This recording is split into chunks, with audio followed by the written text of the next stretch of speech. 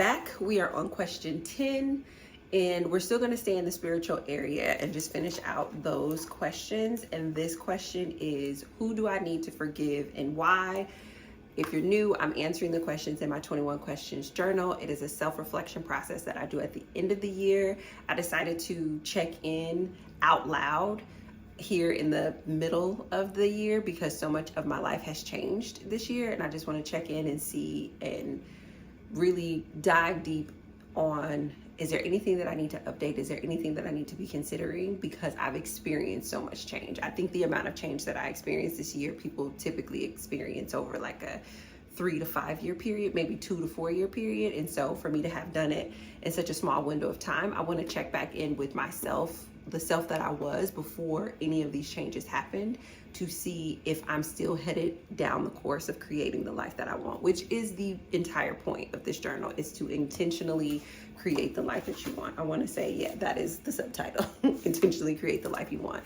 And I think one of the ways to do that is to self-reflect and allow yourself to answer questions honestly, brutally honest at times about yourself, so that you can get a better understanding of what you need to do differently and how you need to move. Because so many times we'll be going through something and we'll go outside of ourselves for the answer. You know, we'll ask a friend, we'll ask a parent, we'll ask a mentor, we'll ask a colleague, and so many of our insights are actually within us, but we just need a process to help us get it out. So that is the purpose of this journal. And specifically, this question is just to support you in moving through the forgiveness process. I understand that forgiveness is an advanced level human skill, and not a lot of people know how to forgive. And it is a very difficult thing. And this question is not meant to undermine how difficult it is to forgive. It's really meant to cull it to the surface, right? Because I'm asking myself this question every single year. And I think we may joke throughout the year of like people who we're mad at or people who we're holding grudges on.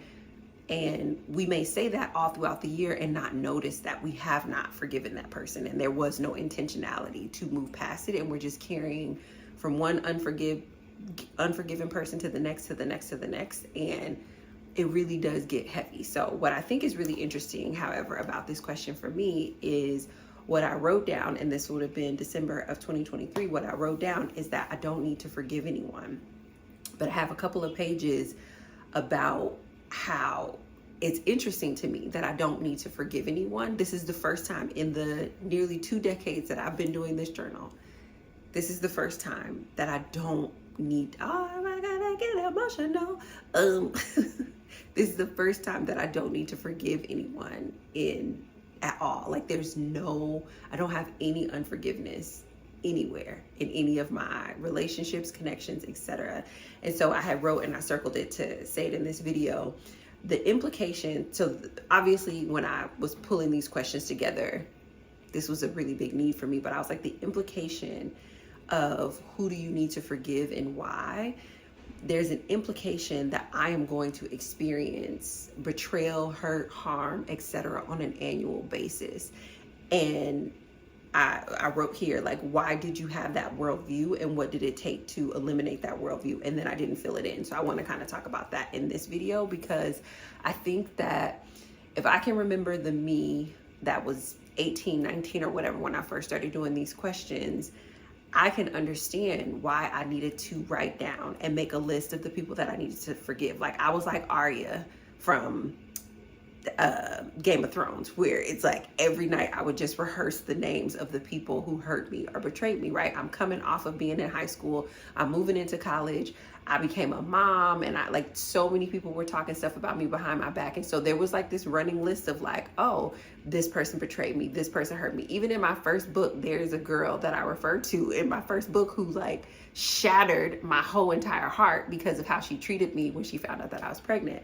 And so I think very early on in my life, I just had all this unforgiveness and all this like hurt and pain. And then, you know, time went on, grad school, I moved to Chicago, and there was a bunch of people that I needed to forgive, because every time I was in a space of big transition in my life, the people that I was like, for lack of a better expression, maybe leaving, or the people that I was like no longer able to be around, when I went to tell them that I was going somewhere else or that I was doing something, or maybe I didn't tell them, maybe I just did it and they found out on the back end, they felt so betrayed and so hurt by that their response to me either telling them or not telling them was one of betrayal. Like, I remember having a best friend the first time that I moved to Chicago, and I was telling her, oh my gosh, this and this is and this and this is what I'm going to do, and like she knew all of the behind the scenes of me trying to get to Chicago,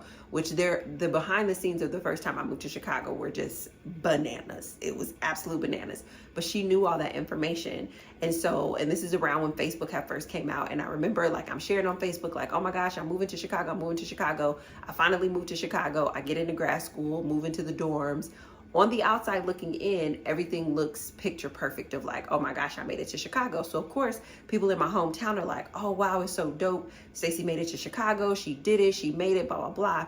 And my best friend at the time, she was the main person telling everybody like, oh yeah, she made it, but she didn't have this and she didn't have this. And if this wasn't here, like, she was the main person telling everybody the stuff that's like, it's supposed to be private, right? And it's not about it being a secret, or it's not about I lied. It's like, no, it's just, this is supposed to be private stuff. So then the way that people were perceiving my experience in Chicago was related to her saying all of this stuff behind my back about everything that it took to get there, kind of a thing. And it was such a betrayal. And I just remember being so hurt behind it. Like, I don't understand why you don't want me to live my dream. Like, I don't understand why you would tell everybody in my hometown. And then when I ended up having to drop out of grad school and move back home, like, she was one of the first people that was just like, it's okay that you didn't make it. Like, it's all right. Like, it's, maybe you're better off here, blah, blah, blah.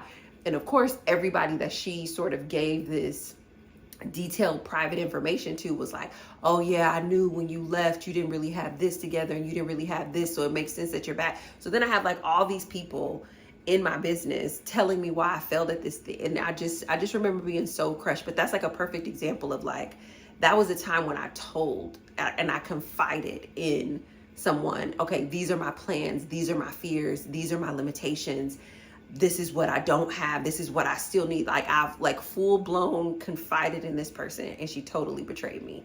So then the second time I came to Chicago, I actually came, and it was under completely different circumstances, but I wasn't even, when I came, everybody knew I came. I said, hey, I'm going for 6 weeks. That was the original plan, but I ended up getting sick and I needed to stay longer.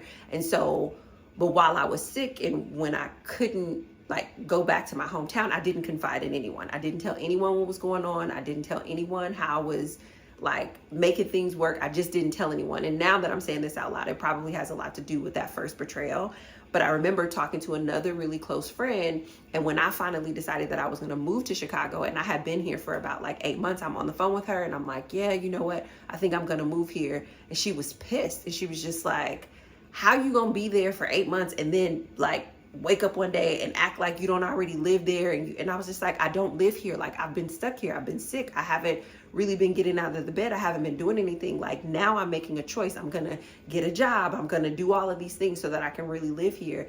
And I just remember her being livid with me for not telling her ahead of time that this, and I'm just like, how are you upset that I'm making a decision to live somewhere else? Like, what does this have to do with you? And out of her being upset, again, there was this kicking up of dust of like telling all my business and telling all these things that I've confided. And when I think about the things that I've confided in my friends, it's usually my fears. And I think a lot of times when people look at me, they think that I'm fearless. Like, they think that I don't have any concerns and I don't have any stress and I'm just this happy-go-lucky. It's like, no, I just don't talk about the things that scare me out loud to people I don't trust, because I don't want to make them bigger. But if I do tell you something that frightens me, and then you tell other people that this is, oh, I don't know if you know this, but Stacey's really insecure about this, that breaks my heart. Like that, so when I found out that she was going around telling, and I'm like, I don't understand this betrayal. So I remember having to go through a big forgiveness thing there. And I'm bringing up these two examples because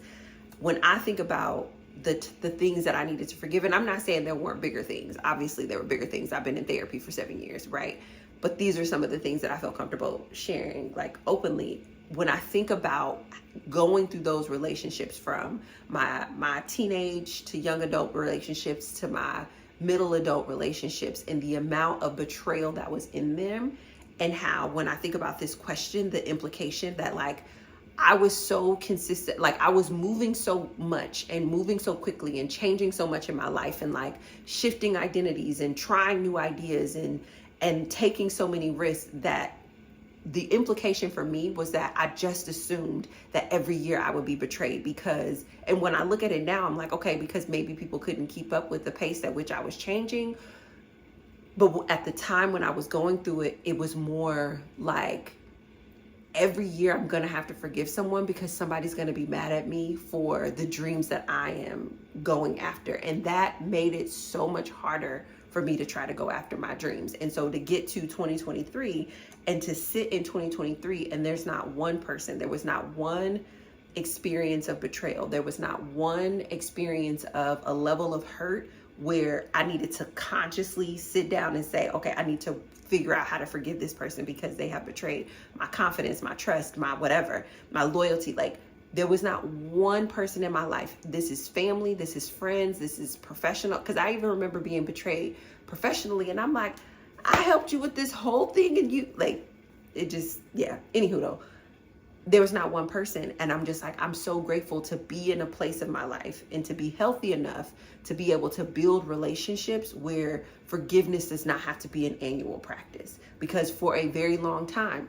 nearly 2 decades, forgiveness was an annual practice, because that's how I would, and I again, the me now looking at it then, I think that is how much I did not know myself.